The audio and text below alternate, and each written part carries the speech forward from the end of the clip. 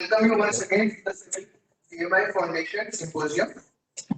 Our second speaker is joined us virtually, Sri Sanjay Kumar. Sri Sanjay Kumar is an undergrad in physics from St. Stephen's College.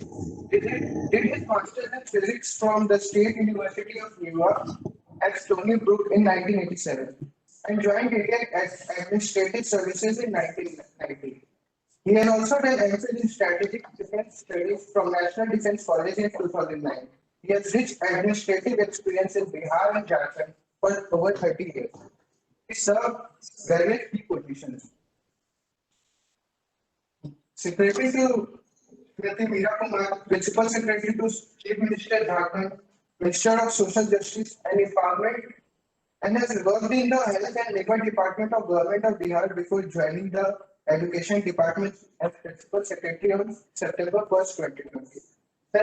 Sir, I request you to take the session for 40 minutes so that we have the next 20 minutes for question and answer. Thank you, sir. So can we begin? Yes, sir. At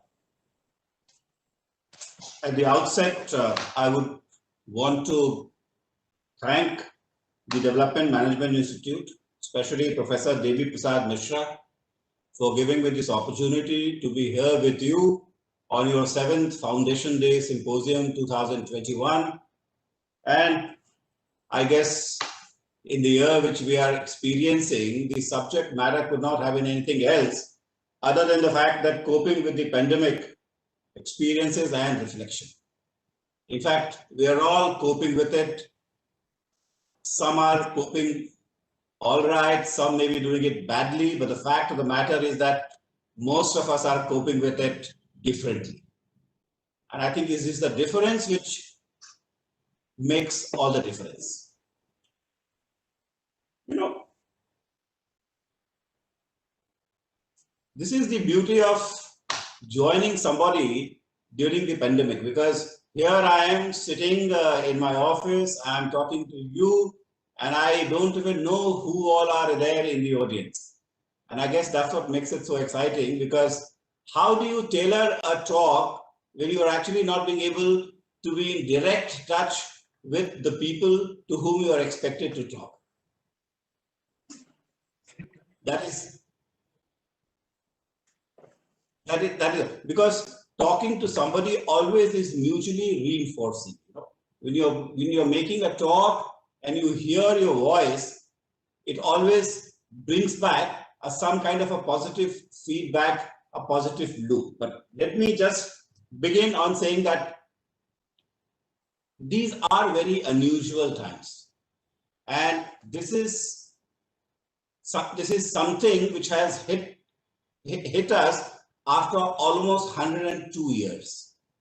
The last pandemic we had was in the year 1918, when the influenza had hit all across the earth.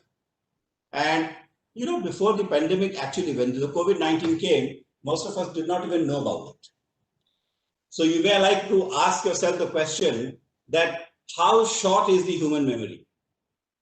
And if the human memory is going to be short, that I really don't know to what extent we are going to be left with the memories of this particular pandemic, because I'm quite sure that sooner or later, this pandemic is going to be behind us, and we may even forget about it until unless we are hit by some other pandemic.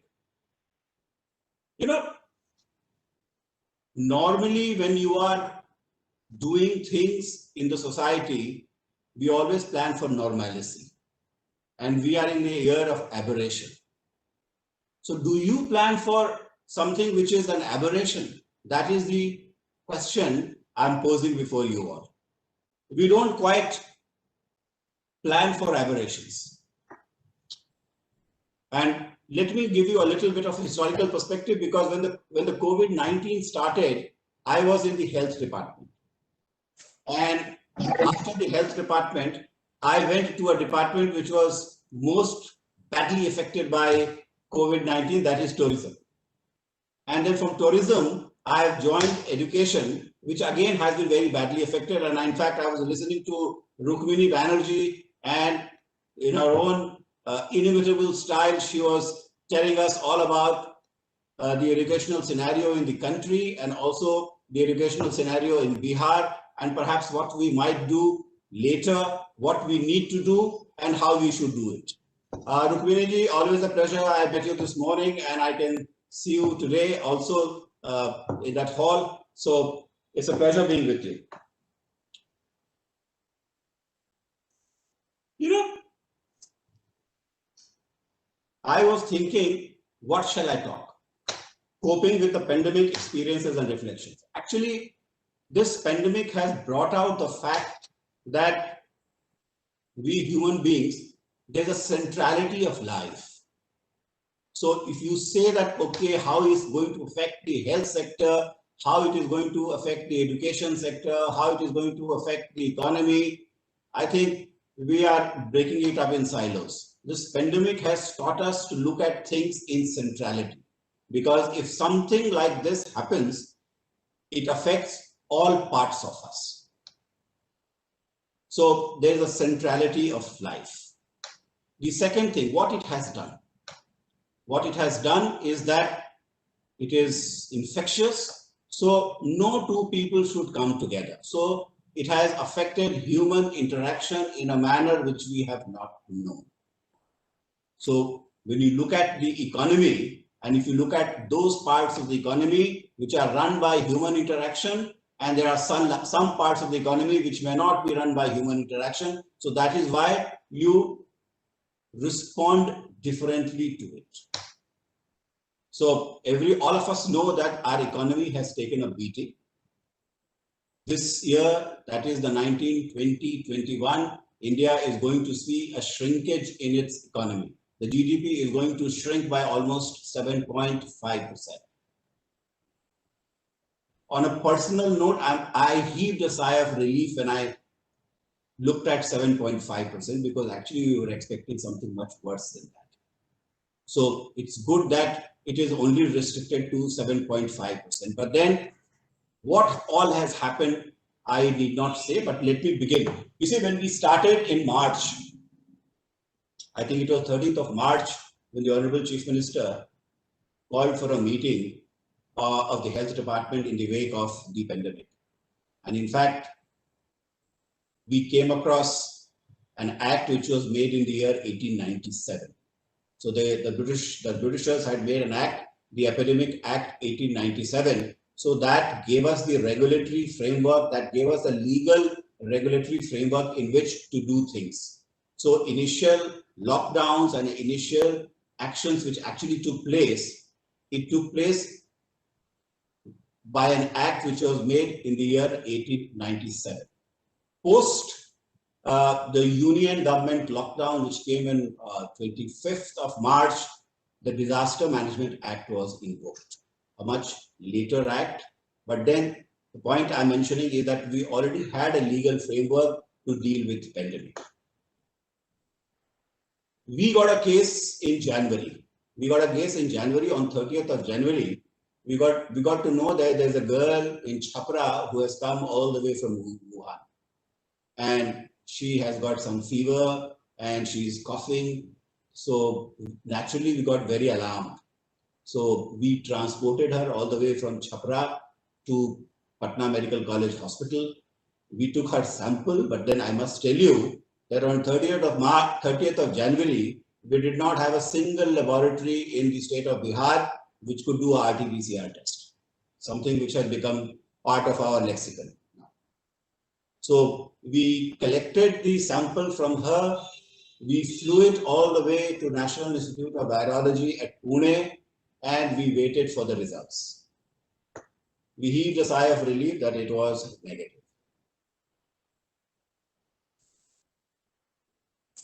We started thinking about public health. And in fact, I was talking to my friends, the colleagues, and I used to ask them that something which has happened actually in China and it is spreading, do you think that we might get to see the effect of it in India or maybe elsewhere? And everyone used to tell me, and everyone used to show me that no, there are no issues which you might see. This is something which is very localized. It has started in Wuhan, and it has might just stay there. It may not spread across the world. And how wrong we were, because very soon Europe was very badly affected. And in Europe, the first country which got affected was Italy. And between Wuhan and between the place in Italy, I'll come back once I recall the name. Wuhan manufactures all the fabric and all the fashion things, and it all gets flown into Italy. And there's a very deep synergy between the two. So the first European country which got affected was Italy. And then we know the story, how it spread, how it came to India, the kind of decisions we took. And the first thing we experienced was how badly the supply chain was broken. There was absolutely no supply chain once the lockdown was brought in. In fact, we were wanting to pick up a machine from Calcutta, and I was actually at my wit's end as to how do we do it. So eventually what we had to do was we had to hire a jeep, put in a driver there who was brave enough, asked him to drive all the way to Calcutta to pick up a machine which cost 12,000 rupees. This is just to say that the entire supply chain was broken, and the entire world realized that in a world of interconnectedness, if the supply chain gets broken, then what it does to the economy. And I think one of the things which has emerged out of this particular pandemic is the fact that every country would want to have an unbroken supply chain system, and a supply chain system in which the country is not dependent on any other country. How good it is going to be for the international economy, I really don't know. We need to actually think about it, that in a world of interconnectedness, can every country have a supply chain system of its own? Because it may or may not be possible. So that is one issue. The second issue is that people have been affected very differently. We all know how bad a hit the MSME sector has been in India. We also know how people who are actually migrants and who are affected by it, how they had to sweat it out and how difficult it was for them to come back even to their homes.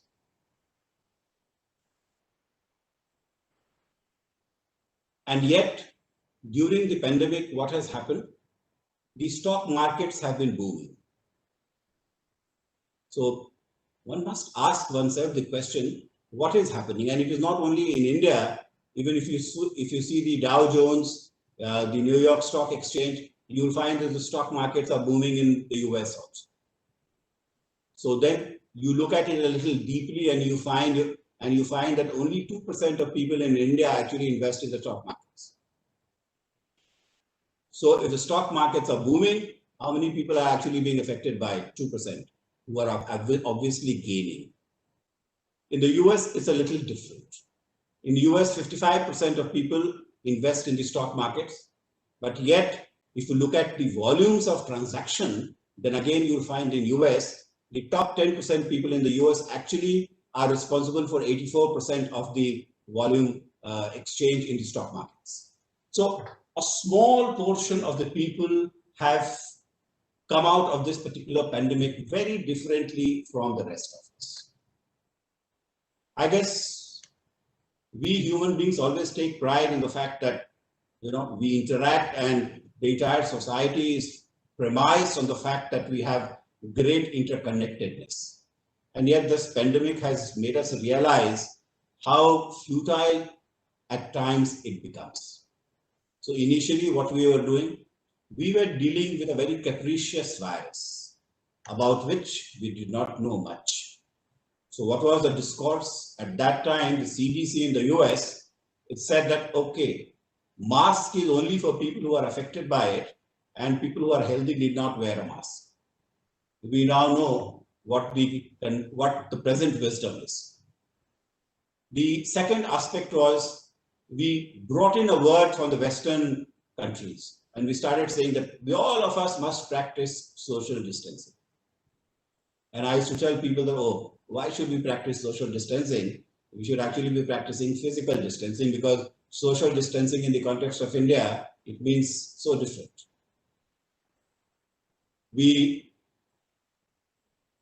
But I think there's still hardly anyone using the word social distancing. Everyone is physical distancing. Everyone is using the word social distancing. And many of us in India are master practitioners of social distancing.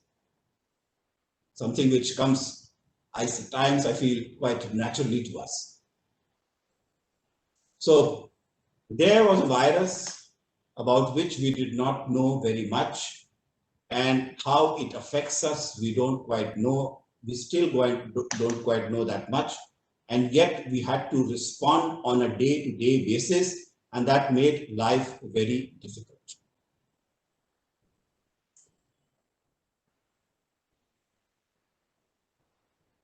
In the health sector, what it did was that it immediately shut down all normal, conventional healthcare system. So immunization of children, which was being done, that got shut down. We were running hospitals for general disease control programs, that got shut down. And for all the non-communicable disease also, most of the interventions came to a complete standstill. The private and the public sector responded very differently. In the initial phase, the private sector completely locked itself out of the system. And we were very worried, because in Bihar, out of the total availability of about 70,000 beds in the health sector, the private sector has 48,000 beds. So a large part of the sector actually shut down, and the entire mantle of control of the pandemic, COVID-19, it actually fell squarely on the public health system. And the public health system also, it responded in a manner, and I'm glad that it did. But the fact of the matter is that a large number of things actually which we are supposed to do got shut down. So other than COVID-19 and its ramifications, the containment and control of all things took a huge beating, which still we have not recovered. I was listening to Rukmini ji, and she made a very startling point. And she talked about the educational system in Pakistan in the wake of the earthquake. And she said that most things came back, and yet the children's learning never came back in the same period of time. I guess there are systems at different which have different levels of equilibrium. So the finer equilibrium is, if you disturb the system, the longer it takes to come back to its initial position. And I guess education is something which has very fine equilibrium. It has a very fine equilibrium. So you disturb the system and it comes back much later. I'll just talk about the education system for about 5 minutes. On 13th of March, we shut down the schools. And there were people, it was almost the end of the academic year. So children in different classes, they are automatically promoted to a class to which they did not go because the schools were shut. So if you were in class 6, you got promoted to class 7 and you did not go to school because the schools were shut. And now an entire year has passed, and now these class 7 students may be promoted to class 8. And they will be part of class 8 in a few months' time, with almost no going to school. Our systems were shut in March.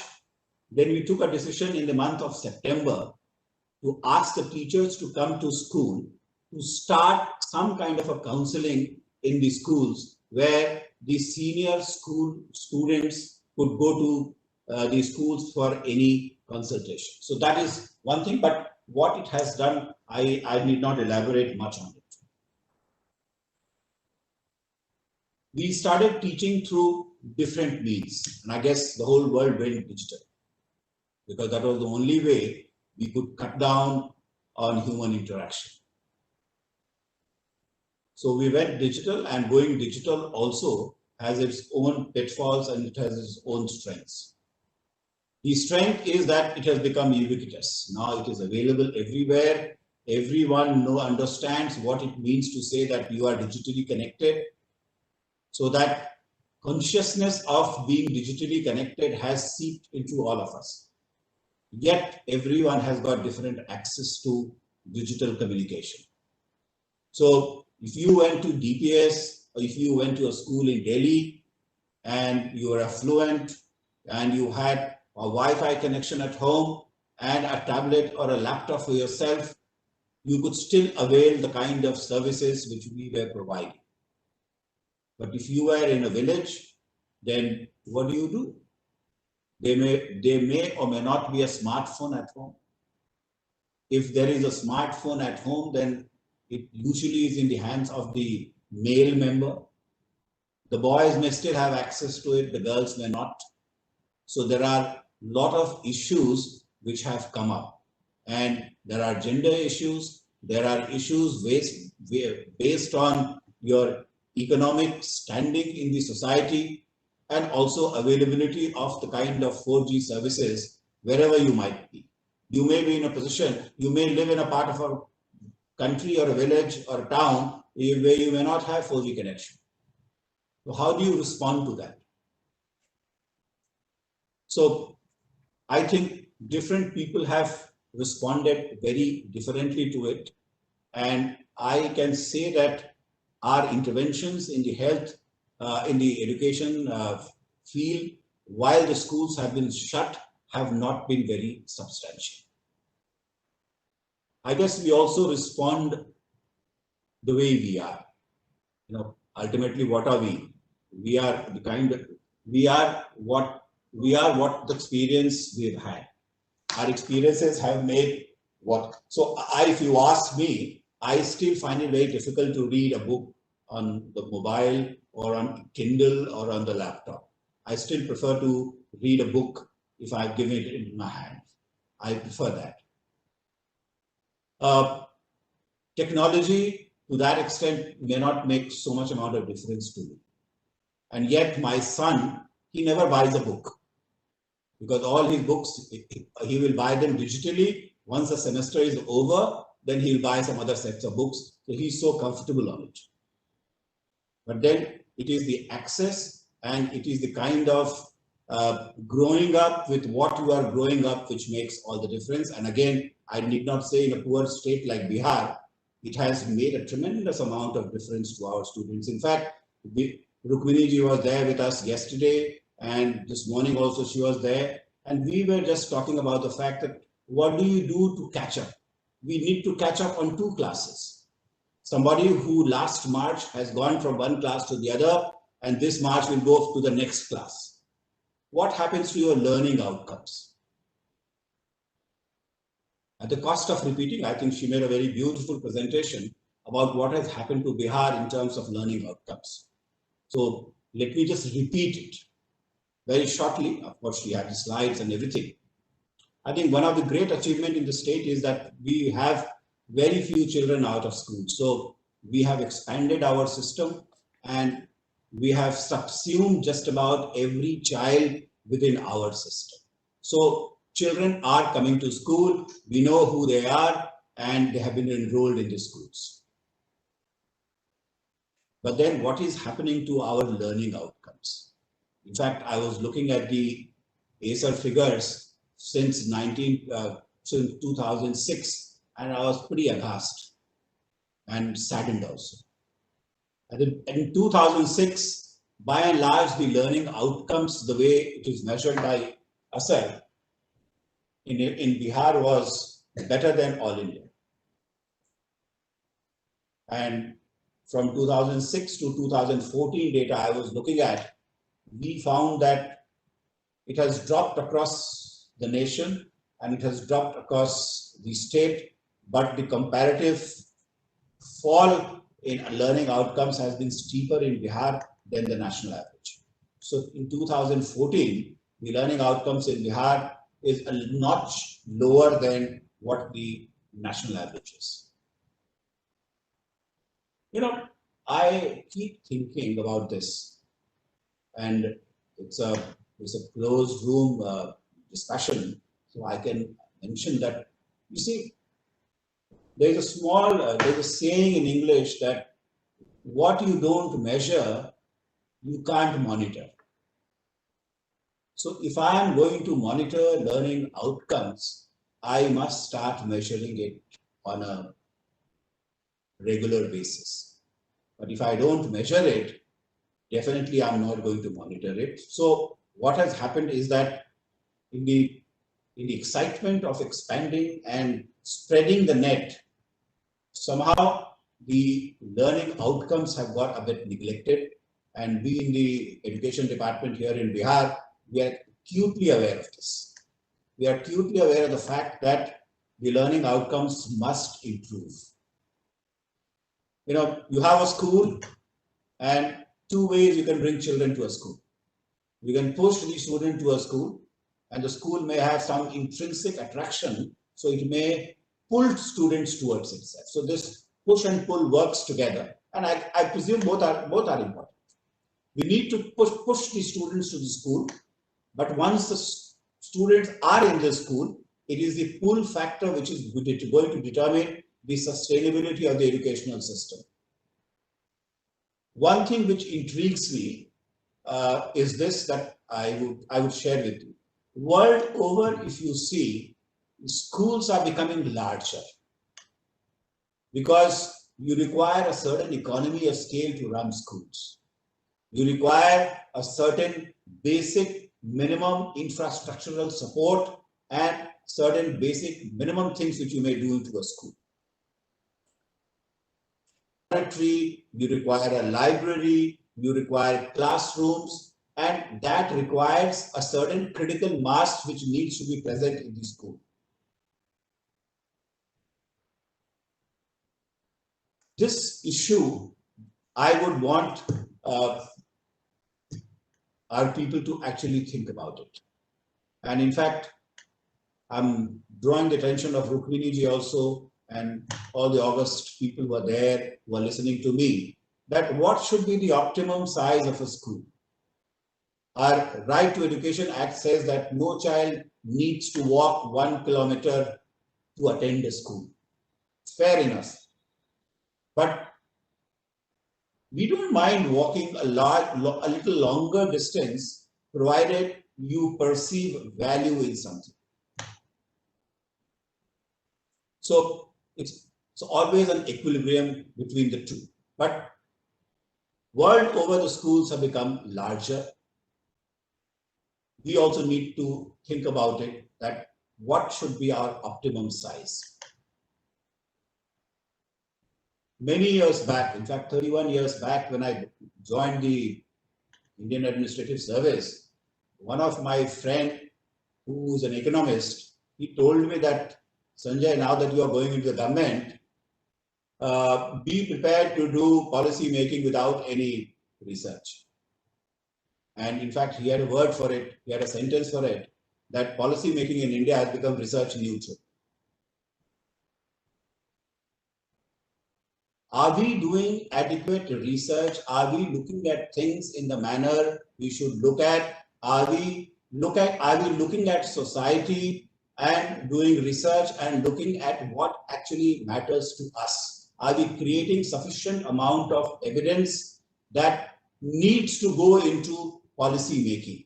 And I guess this is where the role of institutions like DMI becomes extremely important. We need to actually be looking at things, measuring things, because only when you measure things, then you get a feel of what the extent of the problem is. I will give you two examples. When the lockdown started, the care people actually did a household survey to find out what is the nutritional status of children who are in the age group of 9 to 11 months. And we found that food insecurity as measured by 2-3 things. One is families reporting that somebody from the family did not eat for a whole day. Families reporting that somebody from the family had to cut down on the size of the meal.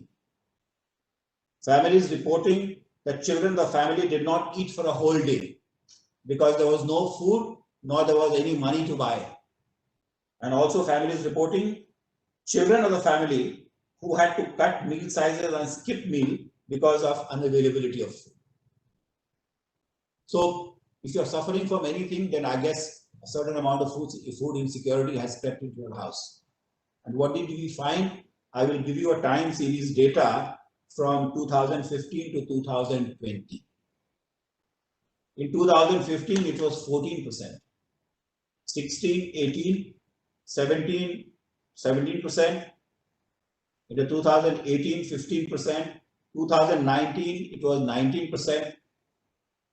2020, it shot up to 27%. So if 27% of children in the age group of 9 to 11 are suffering from food insecurity, and when you know this data, then you know exactly what the policy intervention is going to be. But supposing if I did not know the data, then how would I know what kind of policies I may formulate?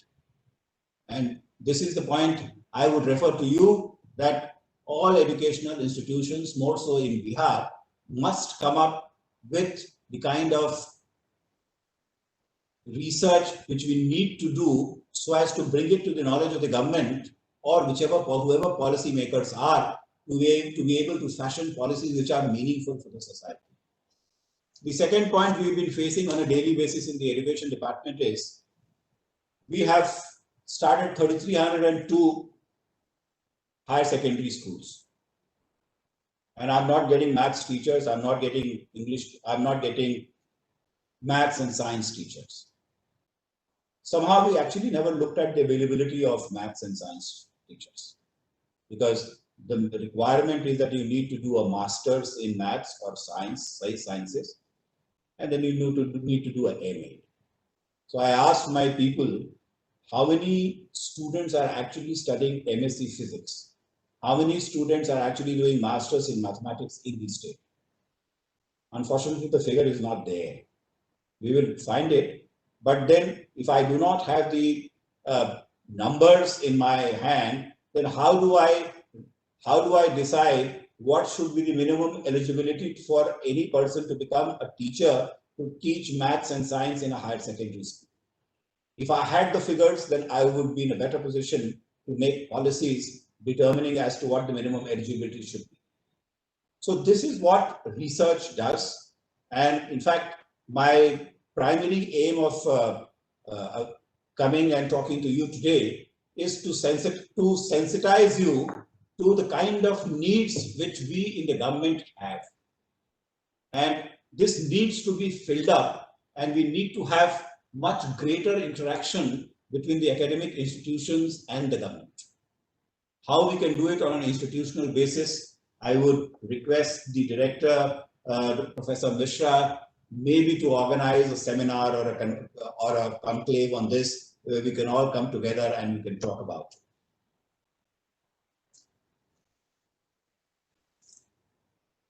it. I was reading, there's a very nice brochure which DMI has circulated, and I read something which really caught my attention, something which made me feel a little sad also. A World Bank study indicates that because of the pandemic, people would spend 68 million additional years in poverty across 150 countries. This is a World Bank study. I would actually want to know what would be the figure for Bihar.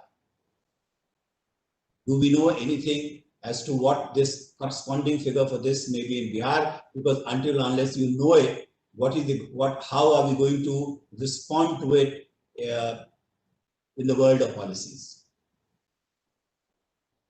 The education section talks about availability of textbooks. And I guess that is something which is extremely important and must keep us occupied.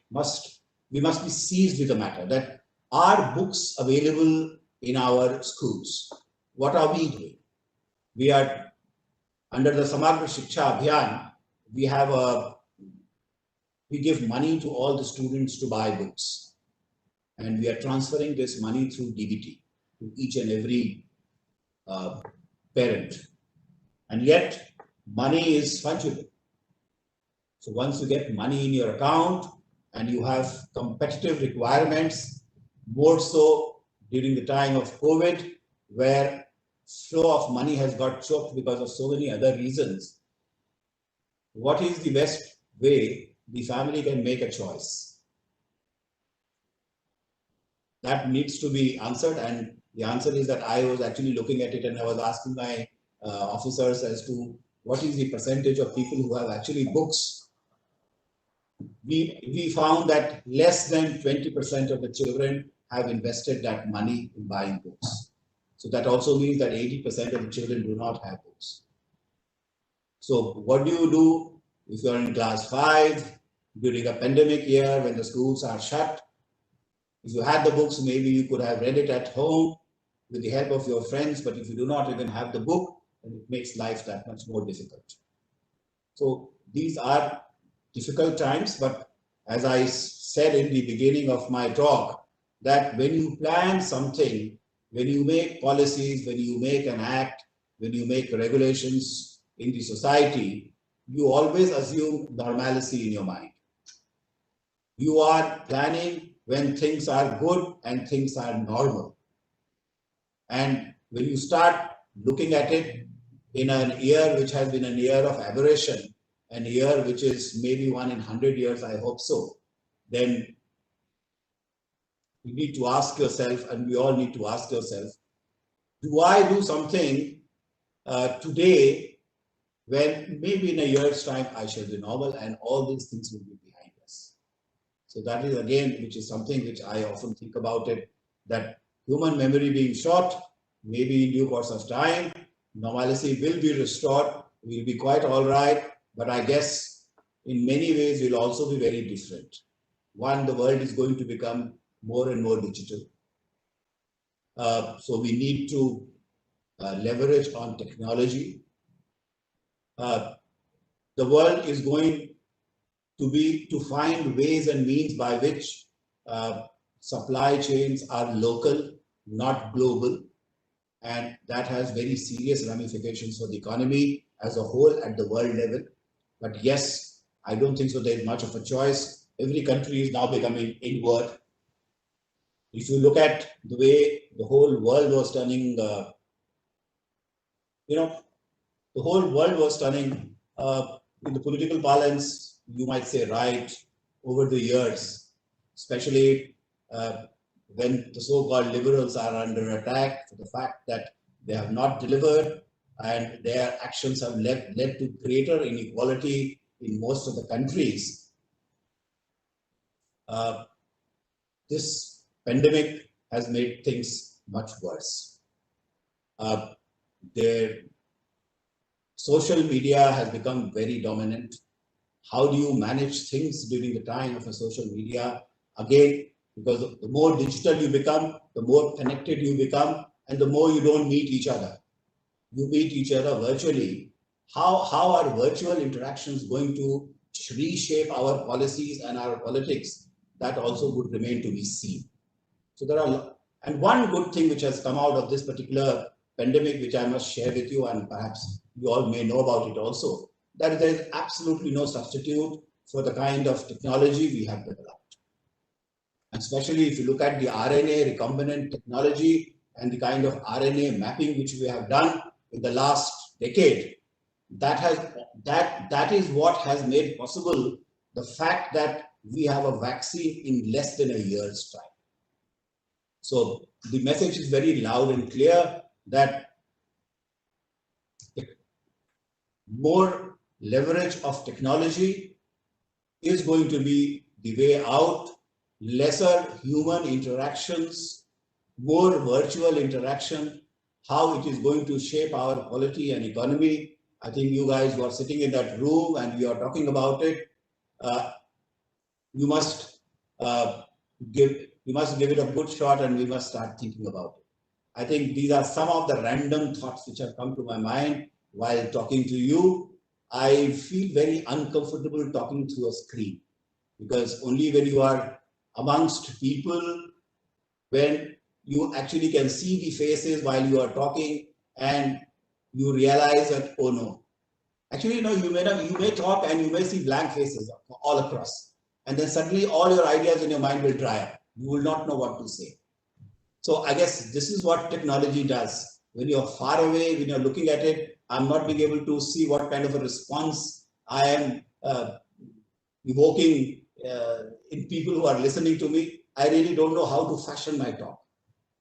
But after having said this, I'm happy to close at this point, and I'll be happy to answer if there are any questions or maybe participate in the further conversation. Thank you.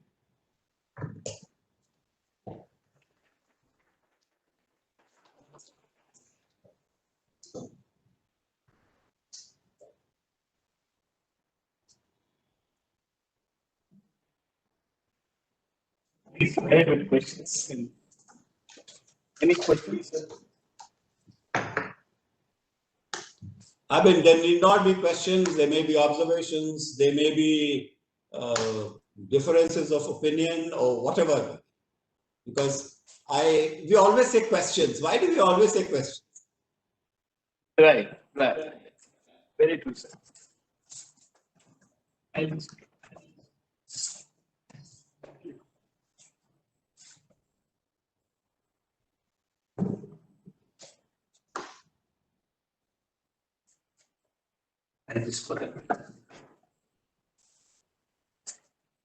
Just wanted to share with you a small nugget that we found in one of the panchayats, where we did a small survey saying that whether people have bought any books with the money that was being given to them. As you rightly said, less than 20% people, definitely that's true. But what they have been doing there is that they were kind of, the earlier students who passed out the same year, they were borrowing books from each other. And they were kind of, managing that way, and that way they were able to kind of, use the funds for something else. So this is something which was very interesting, even in this system where how this education in terms of, the community, how we started supporting each other. And some people have started even investing in tuition also. In the Amrak, I think we did a small study where 10 to 12 students come together, invest in a little bit of money, getting some tuition from some local teacher or some person who can kind of who has time to do tuitions with his people.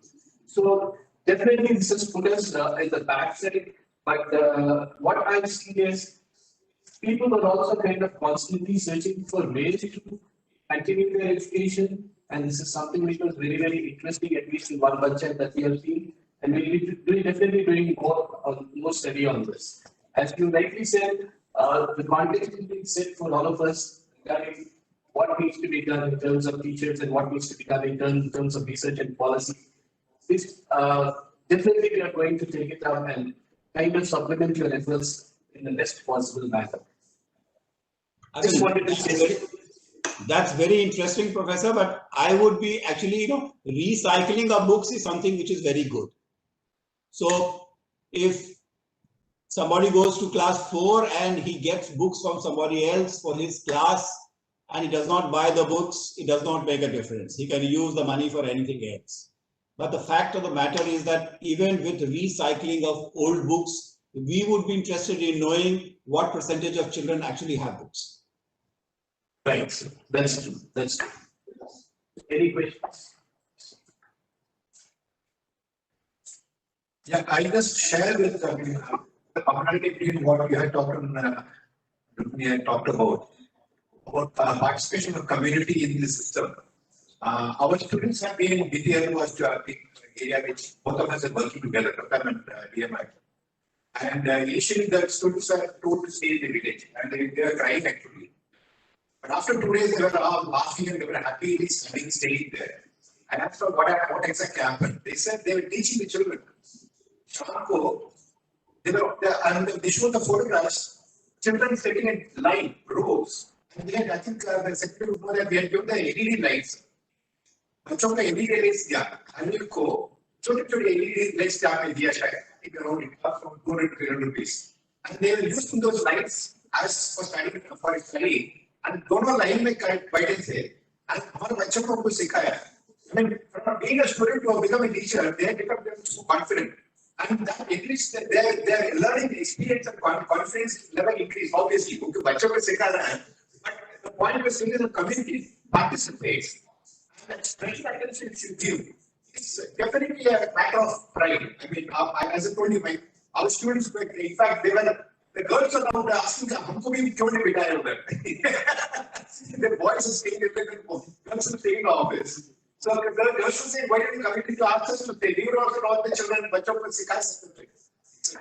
So the Vidya experience is extremely a very satisfying experience, and we have done some. I'm sure I'm happy to say the program has, and I have seen it live. The level of energy that the girl students have there in those lunchtime they quite better in here. They can play volleyball, they play handball, they play shuttle. They just can't sit in one place.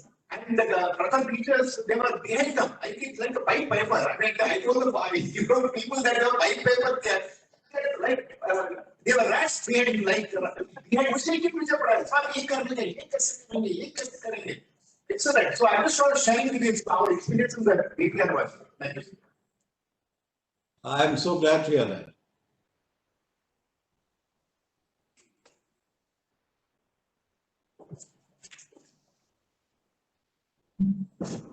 Sir, you said that Madhya Bank also stood in her last that after 2006 there has been decline in the level of learning outcomes. You also said that what may be the reason for that? Can we conclude that the quality of teachers in the recent times have deteriorated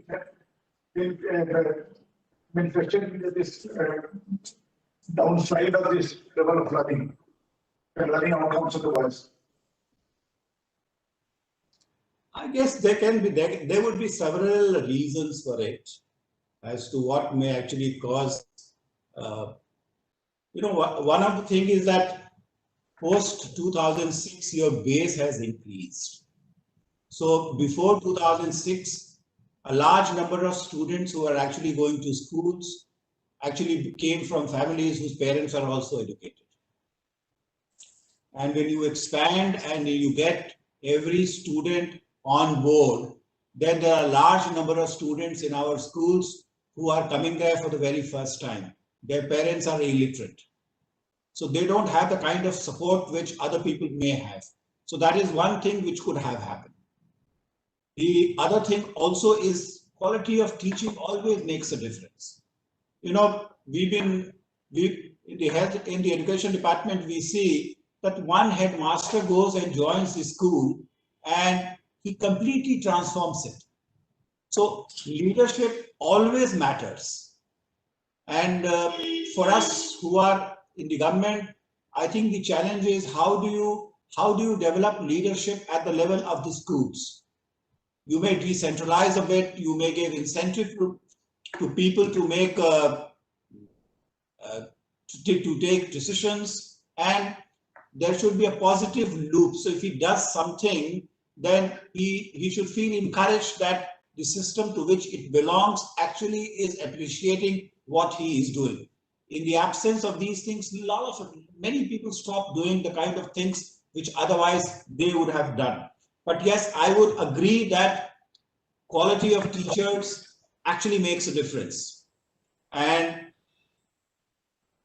I don't know, you may teach out of love, you may teach out of excitement, or you may think that becoming a teacher is a profession.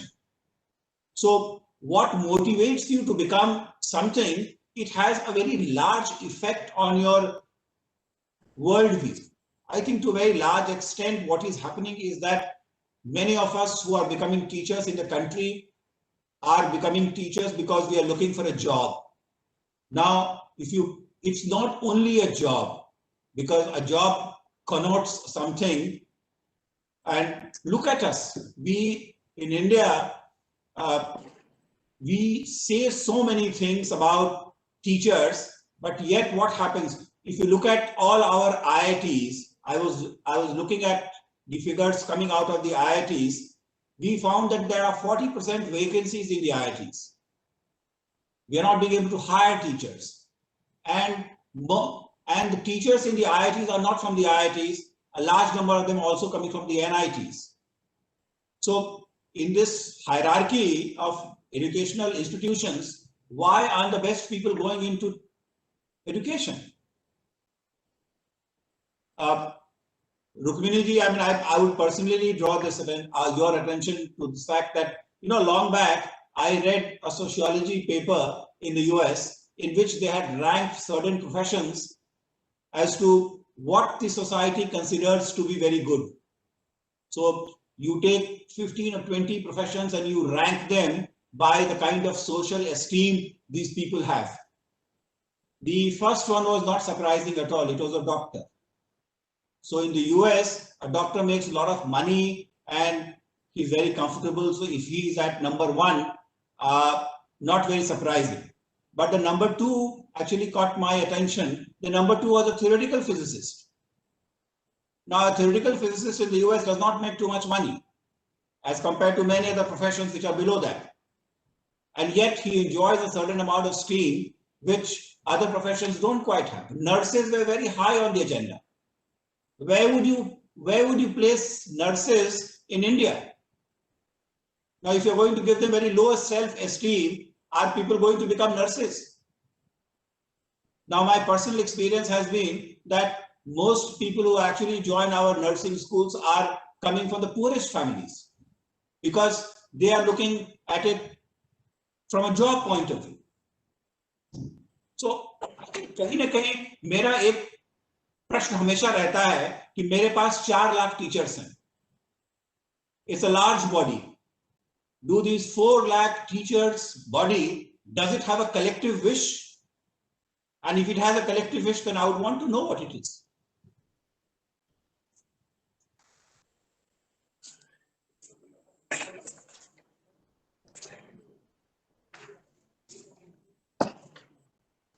Any more questions?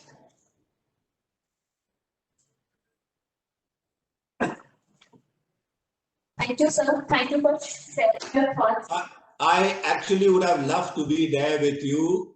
Then maybe I could have done greater justice to my job of speaking to you. But then during the time of pandemic, we are all far away from each other and connected by a digital fiber. So this is the best I could have done.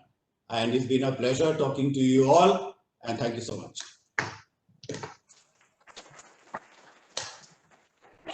We would love to see you in 12 months you are here. Thank you so much for joining us.